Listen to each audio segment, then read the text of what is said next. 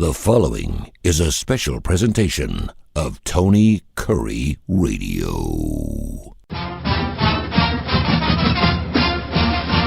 Welcome back to a UAB Director's Chair. He's the athletic director for your UAB Blazers, Mark Ingram. As you can see en route, he's got himself a wedding up near Chattanooga, Tennessee. So safe travels. Pay attention. I'm going to throw some tough questions in this particular podcast, but I think you'll be okay. But welcome back to the UAB Director's Chair. UABsports.com, UABsports.com for all things UAB. Before we jump into some serious collective bargaining, I did want to mention men's basketball. The AAC just announced the conference schedule, which is not, and I mean, it's not surprising because you know what's in your conference, but it is worth mentioning that, of course, 74-15 at Bartow Arena since the 2021 season for Andy, which is just fantastic, which is a 75% clip. And also the AAC championship game going to be right here in Birmingham, Alabama in 2026. So a couple of things to chime in on. Yeah, we're excited about that. You know, we work with the folks at the BJCC and Legacy Arena to try to work that out. Our commissioner, Tim Pernetti, came to one of our football games last year. And during the visit, I asked him, I said, hey, look, we've renovated the building quite a bit. Some of the folks from Conference USA that went into the American with us, they only know when they were here with Conference USA what it was. So I said, hey, man, it's changed a ton. It's worth you looking at because you may get some people that say, oh, you know, it's just kind of old or tired or whatever. And I said, I want you to be able to see it firsthand. So we set up a meeting and a tour with the BJCC folks, and which was a good thing. And Tim's a great guy, and he wants to move the tournament around a little bit. And there are others in the conference that think that makes sense as well. And so we've been in Fort Worth, Texas. The building there, which is called Dickey's Arena, is beautiful. I mean, it is a gorgeous building. And like Legacy, that's not true. They don't really have a tenant. Mm-hmm. So the great thing about Dickey's Arena is they do a lot of like rodeo and cattle auctions and things like that. And, but they don't have like a G League team. They don't have a hockey team. They don't have anybody that's there all the time. They have what they have when they schedule it. The point of that is that means that then you can schedule much easier when you want to schedule an event, a week-long event like a basketball tournament. Sure. So that's one of the real challenges. Usually, like they set up concert as far out as they can set them up, you know, and as long as they don't have a conflict, then hey, we're good to go. So it's great that it works out. It'll be here in Birmingham this year, South Florida for the next years after that, and then hey, we're going to try to get it back after that. There was a conflict here with one of the, can't remember if it's the SEC or the maybe another NCAA regional coming. It created a conflict for the 2 years that it's going to be in Tampa. So we might have gotten it twice, but they already had that set up. So that's how we're getting it this year. It's fun. Yeah, and I mean, UAB's made the last 4 conference championships. So, I mean, you pretty much expect UAB to be back in that. I know we don't have a lot of minutes coming back from the team, but I know he's also done, Andy, a great job at doing a lot of stuff in the transfer portal and obviously doing some heavy recruiting for a UAB squad that wins roughly 75%. I think I saw on your site you only have 2 minutes of regular playing time coming back. Colin's the only guy coming back. Is that correct? So you're going to be starting all fresh. That's right. Yeah, it's going to be a fresh look, right? 12 new players. Yeah, it's 12 new guys. And, Andy always does a nice job of identifying talent. But it's just what's really become just hard to get used to. And this is basketball and football mainly, but it's going to become every sport within a year or two.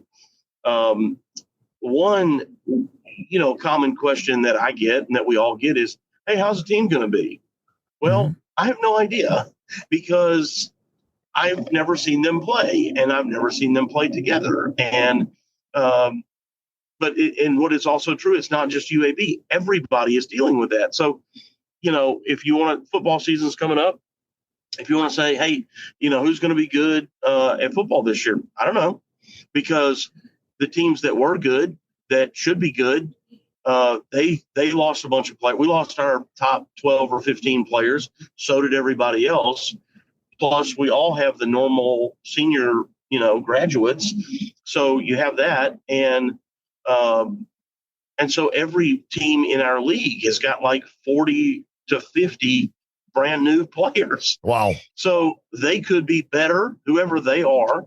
If Tulsa was last place last year, they could be second this year because maybe they had a good recruiting cycle while others did not, and then you might have talent, but if they get injured as usual, or if they just don't gel together right, who knows?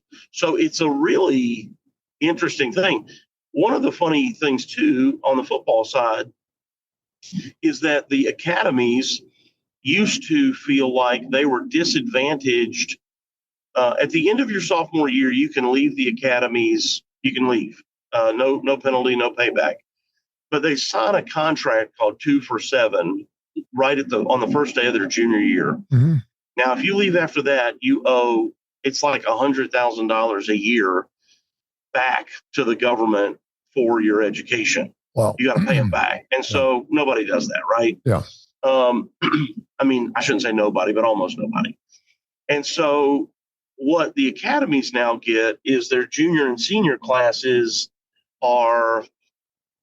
there's more continuity. There's more unity. There's more, togetherness. It has become an advantage because the rest of us are dealing with all these transfers in and out. They don't, and they're not quite dealing with that the same way. And again, what used to be, and then look, they're still losing guys after their sophomore year at the same rate that they always did. But in their words, they would say, yeah, but what we keep is tougher. Yeah. I mean, I can see that. Yeah. Now in basketball, it is just we don't play the academies in basketball. They're not in the league. So that doesn't apply to basketball, but we're all losing people. So Memphis was really good last year. I expect them to be good because it's Memphis, but it's not based on last year because they lost their best players to other schools and to the NBA and that kind of thing. And there you go. Who knows? You can go to go to UABsports.com. It's the first story right there. Men's basketball, where the AAC has announced the conference schedule, the non-conference schedule, obviously coming out a little bit closer to the basketball season. When the settlement of the House case was finished about 3 weeks ago, I think a lot of people thought it was going to put the collectives out of business, and now the schools are kind of tightening down the screws a little bit more, and it looks like the booster collectives are not going to be going anywhere. But now I just saw the first wave of submissions to the CSE clearinghouse for NIL approval. Almost all of them that were tied to the collectives got denied. First of all, can you explain what Which is good? I think it's good too. I was kind of like, First of all, before we move into this new SCORE Act bill, because I think this is really fascinating stuff. As a fan, I want to know about this stuff because it's going to affect my team. Tell me what the CSE, because I don't know if anyone knows what the CSE clearinghouse is. You can't just go pay a basketball or football player $100,000 to come play at your school. It's not that easy. It doesn't matter whether you have the money or not. Explain how that process works. Well, you can. So you have revenue sharing from the school itself, and that allows us to pay as much as we want to pay. And the limit there is the athletic department, each school cannot pay more than $20.5 million in total compensation to their student athletes. Okay. So if theoretically you wanted to give every single penny of that to one person, the LeBron James of your incoming sport, you could. Yeah. So that does not involve the clearinghouse. What the clearinghouse is for what we would like to call legitimate NIL deals. Well, none of these kids have any true value in their name, image, and likeness unless they are a person who's now been at a school for a few years. People know them, and they're like a Heisman Trophy type person. And you think of it like this. Could I put your face on a billboard next to a company logo, and the average citizen drive by and go, "Oh, there's Tony Curry." Mm. Could they do that? And the reality is with these college kids, they just could not. Yeah. Again, if you're talking about like a quarterback or a phenomenal basketball player, and I specifically call out basketball because they don't wear a helmet and fans sit close to the court so you can see the person's face. But other sports where they're wearing hats and helmets, they're not recognizable in the same way. And football, if it's a quarterback or a player who is really dynamic and does a lot of post-game interviews where people start to know their face, that's the only way you're going to know this. So it's just very different in college than it is the pros because of the transient nature of now these kids moving around. And then again, even in the traditional sense, when they would, need to be at a school for a couple of years before they ever got on the field, people just don't. And so what the clearinghouse is supposed to do is, if you were going to bring a legitimate deal, anything over $600 has to be cleared through the clearinghouse. If somebody said, "Hey, we'll pay you $1,000 to our commercial," that's fine, but it has to go to the clearinghouse. The clearinghouse, which is managed by Deloitte, they have a process that does what's called evaluation. You're familiar with that term. Yep. Of this person, this student athlete, and they'll determine if that student athlete, if that's an excessive amount of money or not, and if they have that sort of value in the market where they are. And what recently came out, and you were asking about the clues, is there were some ADs who said, "Hey, the collectives should still be allowed to do deals like they were any other business. And if we just run them through the clearinghouse, we need to make that permissible." That's what came out that's now permissible. Initially, I didn't like it because I thought, well, here we go again. We're right back where we started. Yep. But if they have to run it through the clearinghouse, I can live. And that's what you're talking about. Yep. This is where people thought, they were like, okay, I'm gonna have a 20.5 limit, but I'm gonna have this collective over here just shelling out money, on top of that, and that's how we'll get around it. Well, they're having to run those deals through the clearinghouse, and again, those kids, you got some brand new player, Axel Lindeborg, who left us to go to Michigan. Nobody in Michigan knows who he is yet. Yeah, they can't just put his face on a billboard or something. They don't know who he is. He hasn't played yet. Now, we all know who he is because he is a good player for us.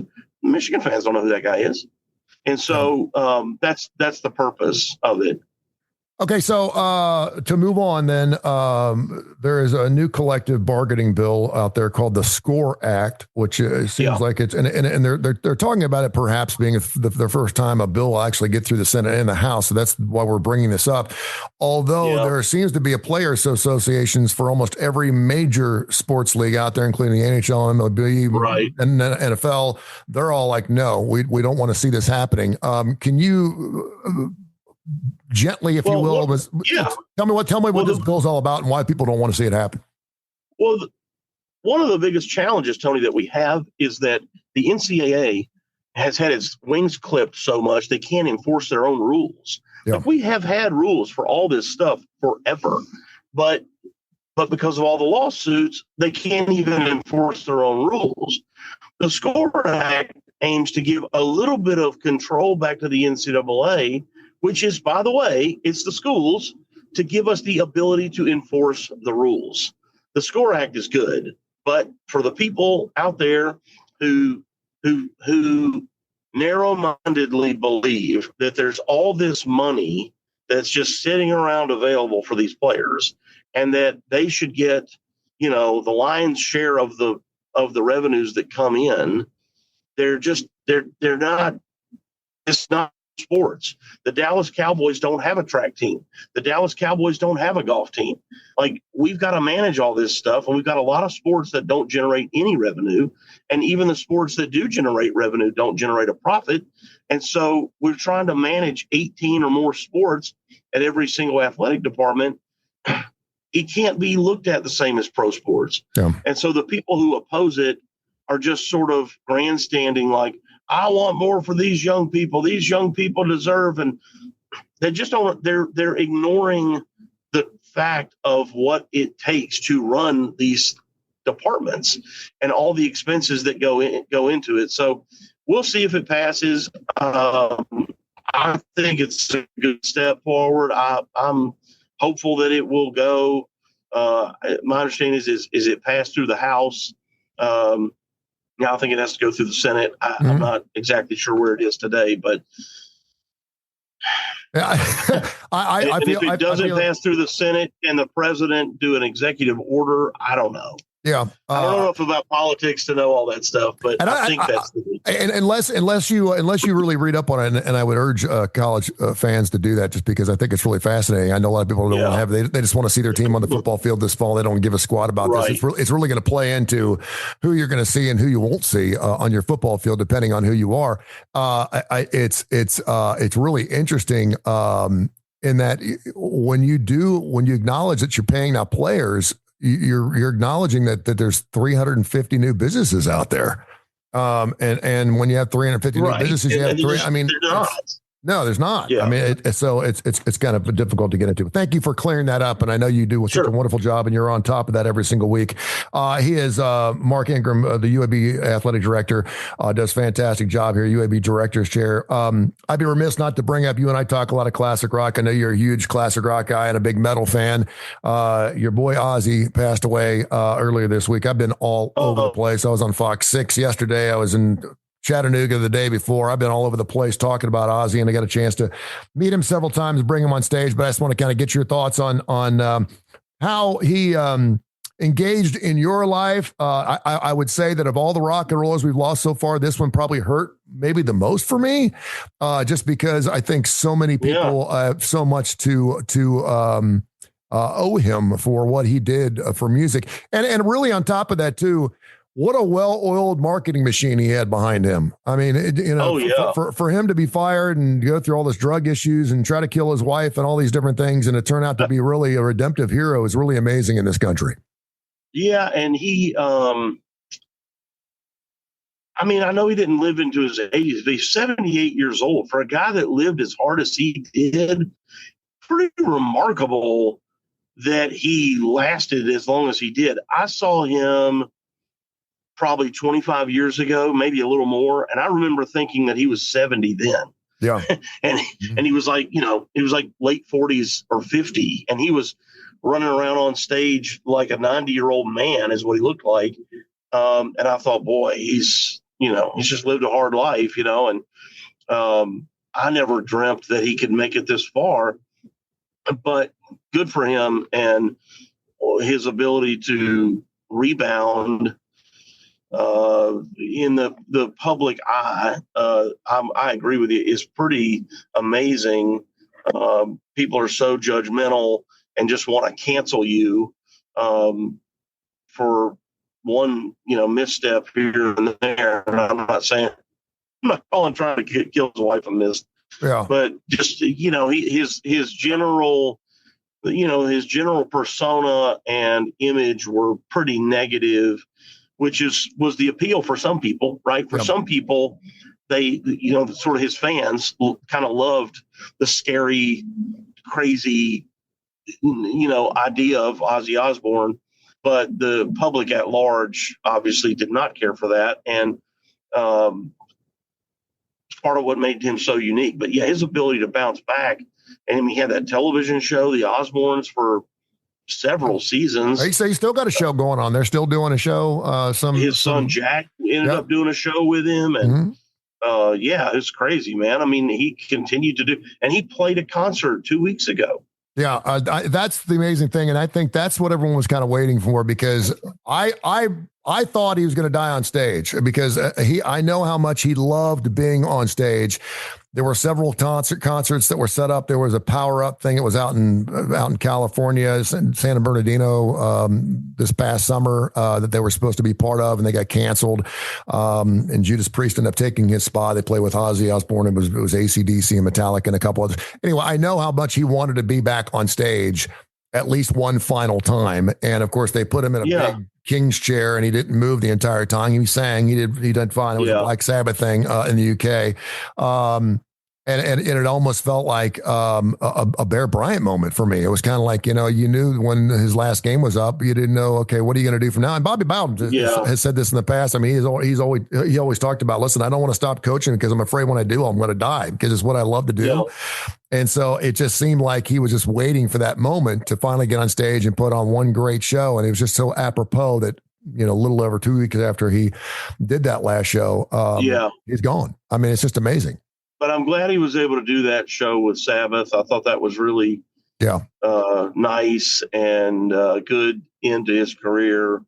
But, yeah, he was a pioneer in so many ways. You mentioned marketing, not unlike Kiss, really found a great way to market himself in a lot of different ways, in a lot of different spaces. I would put Snoop Dogg in that category. I would too. A guy who has kind of reinvented himself and become a person that, people love and adore, not kind of dismiss as a thug or a bad guy. Mm-hmm. And it's just kind of amazing to flip that.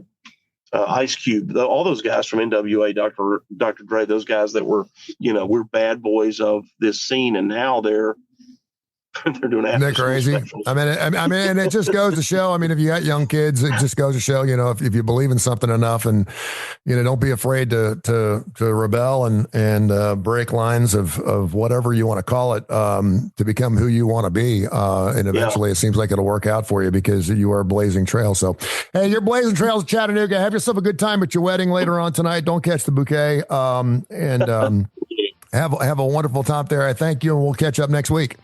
Thanks, pal. Thanks, brother. You are in the can, my man. Thank you, sir. Yeah, sorry I had to do it like this. No problem, man. It sounds good. People will be watching it. They sometimes they like it when it's a little cryptic. It kind of catches their attention, so it's all good. So be careful. Be careful on your way up and have fun. Thanks, Tony. See you, I'll man. see you in a little bit. Uh-huh. This has been a special presentation of Tony Curry Radio.